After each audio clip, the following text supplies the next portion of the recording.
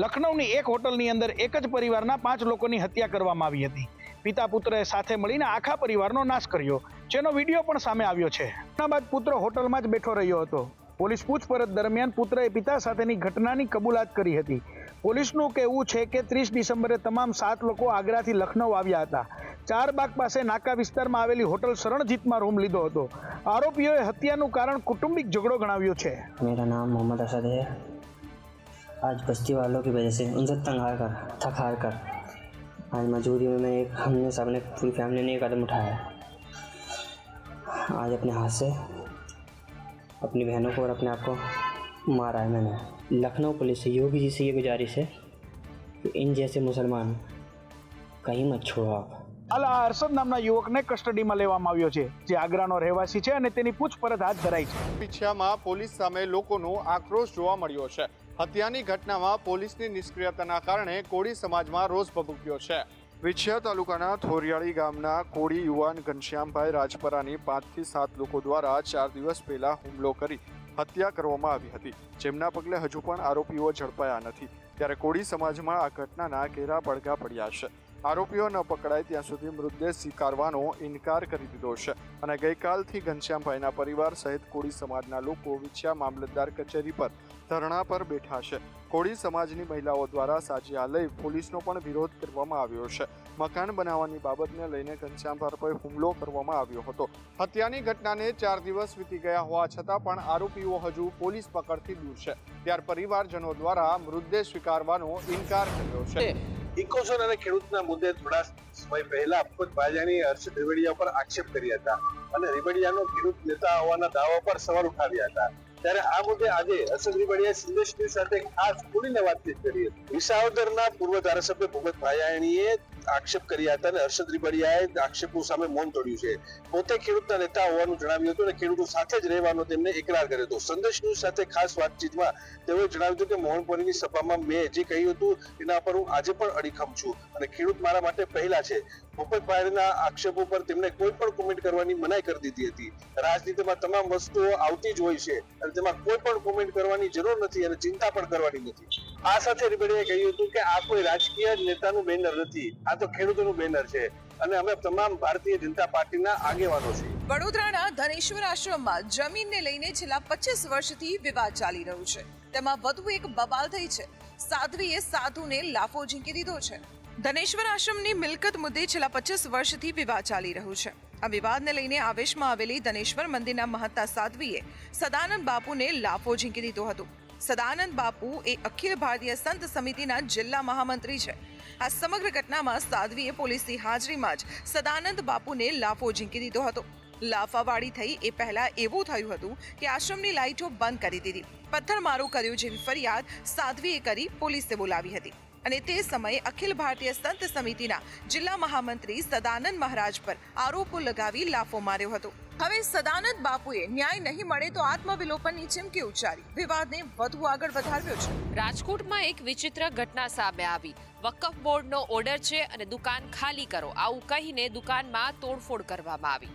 25 લોકોના ટોળાએ વકફ બોર્ડનો ઓર્ડર બતાવી 3 દુકાનોના તાળા તોડી સામાન રોડ પર ફેંકીને દુકાનો ખાલી કરાવી હતી. વર્ષોથી ભાડા પેટે રહેલી દુકાનો એકાએક ખાલી કરાવવામાં આવતા વેપારીઓમાં રોષની લાગણી જોવા મળી હતી. હાલ ફારૂક મુસાણી સહિત 5 શખ્સો સામે પોલીસ ફરિયાદ નોંધવામાં આવી છે અને વકફ બોર્ડના આદેશ બાદ ખાલી કરાવી હોવાના લેટરનું વેરિફિકેશન કરવામાં આવી રહ્યું છે. વકફ બોર્ડના લેટરમાં નિયમ મુજબ ખાલી કરાવવાનું લખેલું છે, જેના નિયમ મુજબ નોટિસ આપવાની હોય અને પોલીસને સાથે રાખી ખાલી કરાવવાની રહેતી હોય છે. હાલ આ દુકાન નિયમ મુજબ ખાલી કરવામાં ન આવતા કાર્યવાહી કરવામાં આવી છે. વડોદરા મહાનગરપાલિકાએ ફતેગંજ ઓવરબ્રિજની નીચે અંડરબ્રિજ પ્લેગ્રાઉન્ડ બનાવીને બુદ્ધિનું પ્રદર્શન કર્યું છે. અન્ય રાજ્યમાં પણ બ્રિજ નીચે અંડરબ્રિજ પ્લેગ્રાઉન્ડ બન્યા છે, પરંતુ અકસ્માત ઝોન બની રહેલા વડોદરામાં હવે અતિવ્યસ્ત માર્ગ એવા ફતેગંજથી નવાયાને જોડતા માર્ગ પર બનેલા બ્રિજ નીચે પાલિકાએ અંડરબ્રિજ પ્લેગ્રાઉન્ડ બનાવવાની કામગીરી શરૂ કરી છે અને તે પણ પૂર્ણ થવાની તૈયારીમાં છે. ત્યારે આ પ્લેગ્રાઉન્ડને લઈને વિરોધ ઊભો થયો છે. વાલી મંડળના પ્રમુખ દીપક પાલકર અને સામાજિક કાર્યકર અતુલ ગામેચીએ વિરોધ કરતા કહ્યું કે હરણી બોટકાંડ બાદ સબક લેવાને બદલે પાલિકા પોતાની મનમાની કરી રહી છે, કારણ કે હરણી બોટકાંડમાં પણ પાલિકાએ એકબીજાને ખો આપી હતી. ત્યારે જો અહીં પ્લેગ્રાઉન્ડ કાર્યરત થશે તો તેનો વિરોધ કરવામાં આવશે. હંમેશા જ્યારે કોઈ મોટી દુર્ઘટના ઘટે ત્યારે તંત્ર જાગતું હોય છે, ત્યારે હવે શું વડોદરામાં પણ દુર્ઘટના ઘટ્યા બાદ તંત્ર જાગશે કે કેમ તેવા સવાલો ઊભા થયા. વડોદરાના અકોટામાં સસ્તા અનાજની દુકાનમાં દરોડા પાડવામાં આવ્યા, જ્યાં 70 લીટર પ્રવાહી જપ્ત કરવામાં આવ્યું છે.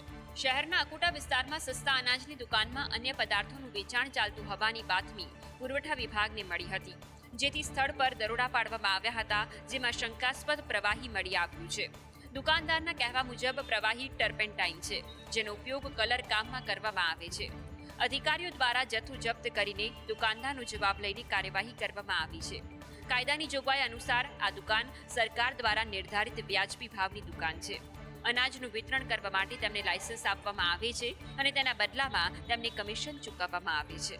હાલ મુદ્દામાલ જપ્ત કરી પુરવઠા વિભાગે આગામી તપાસ શરૂ કરી છે અને દુકાનદાર સામે પણ કાર્યવાહી શરૂ કરાશે. ભાવનગરમાં ગેરકાયદેસર રીતે ગર્ભ પરીક્ષણ થતાનો પર્દાફાશ થયો છે. જો કે સમગ્ર મામલે પોલીસે મહિલા તબીબની સામે તપાસ શરૂ કરી છે. ભાવનગર જિલ્લા પંચાયતના આરોગ્ય વિભાગે બાતમીના આધારે શહેરના તરસમિયા રોડ પર આવેલા રહેણાંક મકાનમાં તપાસ કરી અહીંથી ગેરકાયદેસર ગર્ભ પરીક્ષણ ઝડપી પાડ્યું હતું. વગર ડિગ્રીને ભાડાના મકાનમાં જાતિ પરીક્ષણ કરતી બોગસ મહિલા ડોક્ટર સામે આરોગ્ય વિભાગે કાર્યવાહી હાથ ધરી છે. ડિગ્રી વગર બનેલી આયુર્વેદિક ડોક્ટર કૃષ્ણા કામોઠી અધેડવાળા ઘર નજીક પોતાનું ક્લિનિક પણ ચલાવતી હતી અને ઘરે સોનોગ્રાફીના પોર્ટેબલ મશીનથી ગેરકાયદેસર ગર્ભ પરીક્ષણ કરતી હતી. ત્યારે આરોગ્ય વિભાગે છટકું ગોઠવીને સમગ્ર ઘટનાનો ભાંડો ફોડ્યો છે. જોકે આ બોગસ મહિલા તબીબ 15,000 જેટલા રૂપિયા વસૂલતી હતી. જોકે આ સમગ્ર બાબતને લઈને મહિલા તબીબ હાલ ફરાર થઈ છે, જેની શોધખોળ પોલીસે હાથ ધરી છે. રાજ્ય સરકારે વર્ષ 2025ની શરૂઆતના પ્રથમ દિવસે જ નવી 9 મહાનગરપાલિકા બનાવવાનો નિર્ણય કર્યો છે. રાજ્યમાં હવે કુલ 17 મહાનગરપાલિકાનું અસ્તિત્વ રહેશે. મુખ્યમંત્રી ભૂપેન્દ્ર પટેલના અધ્યક્ષસ્થાને મળેલી કેબિનેટ બેઠકની અંદર એક મહત્વનો નિર્ણય કરવામાં આવ્યો છે. રાજ્યમાં 9 મહાનગરપાલિકાઓની રચનાને મંજૂરી આપવામાં આવી છે. 2024-25ના બજેટની અંદર સરકારે નવસારી, વાપી, આણંદ, નડિયાદ, મહેસાણા, સુરેન્દ્રનગર, મોરબી, પોરબંદર અને ગાંધીધામ એમ 9 નગરપાલિકાઓને મહાનગરપાલિકામાં રૂપાંતરિત કરવાનો નિર્ણય કર્યો હતો. લગભગ 14 વર્ષ બાદ આ નવી 9 મહાનગરપાલિકાઓની રચના થઈ રહી છે. આના પરિણામે રાજ્યમાં હાલ મહાનગરપાલિકાઓની સંખ્યા 2 ગણી એટલે કે 17 મહાનગરપાલિકાઓ અસ્તિત્વમાં આવશે. નવી મહાનગરપાલિકાના સત્તાવાર નોટિફિકેશનની સાથે જ હયાત નગરપાલિકાઓની જે વર્તમાન બોડી છે એની અસ્તિત્વ રદ કરવામાં આવશે અને નવા વહીવટદારોની નિમણૂક થશે.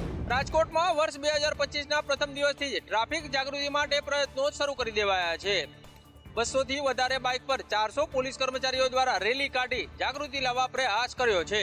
રાજકોટ શહેર પોલીસે ટ્રાફિક નિયમો અંગે જાગૃતિ લાવવા માટે માર્ગ સલામતી માસ ઉજવણી શરૂ કરી છે, જે અંતર્ગત આજે પોલીસ હેડક્વાર્ટર ખાતેથી હેલ્મેટ રેલી યોજાઈ હતી, જેમાં 200 કરતાં વધુ બાઇકમાં હેલ્મેટ પહેરીને 400 જેટલા પોલીસ કર્મચારીઓ જોડાયા હતા. પોલીસ કમિશનર બ્રજેશ કુમાર ઝા સહિતના અધિકારીઓએ આ રેલીને ફ્લેગ ઓફ કરાવ્યું હતું.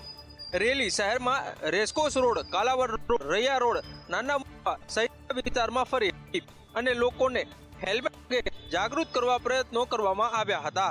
માત્ર દંડની વસૂલાતથી જ જાગૃતિ આવતી નથી અને એટલે જ પોલીસ દ્વારા કરવામાં આવતા અથાગ પ્રયત્નો છતાં લોકો ટ્રાફિકના નિયમોનું ભંગ કરતા નજરે પડી રહ્યા છે. આંતરરાષ્ટ્રીય સ્તરે પ્રખ્યાત ફ્લાવર શોનું કાઉન્ટડાઉન શરૂ થઈ ગયું છે, તો આ સાથે મુલાકાતીઓને કોઈ પણ જાતની અગવડતા ના પડે તે દિશામાં વધુ ધ્યાન અપાયું છે.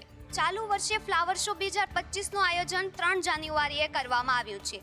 દર વર્ષ કરતાં આ વર્ષે ફ્લાવર શોમાં સ્કલ્પચર અને સ્ટ્રક્ચર્સની સંખ્યામાં વધારો કરવામાં આવ્યો છે. આ સાથે 7 લાખથી વધુ રોપા સાથે 400 ફૂટની ક્રેનિયલ વોલ બનાવવામાં આવશે. વળી સૌથી મહત્વની વાત, આ વખતે ફ્લાવર શોમાં QR કોડનો ઉપયોગ કરવામાં આવશે, એટલે કે મુલાકાતીઓને સૂચનો લેવા માટે હવે ડાયરીનો ઉપયોગ નહીં થાય, પરંતુ QR કોડ સ્કેન કરવાથી સીધી વેબ ઓપન થશે અને તેમાં મુલાકાતી પોતાની વિગતો ભરી સૂચનો આપી શકશે અને એ સૂચનો આધારે વ્યવસ્થામાં AMC સુધારો કરશે. તો આ વખતે એટલે કે 2025માં ફ્લાવર શોનો ખર્ચ 15 કરોડની આસપાસ થવાની સંભાવના છે. તેની સાથે આવકની પણ આશા સેવાઈ રહી છે.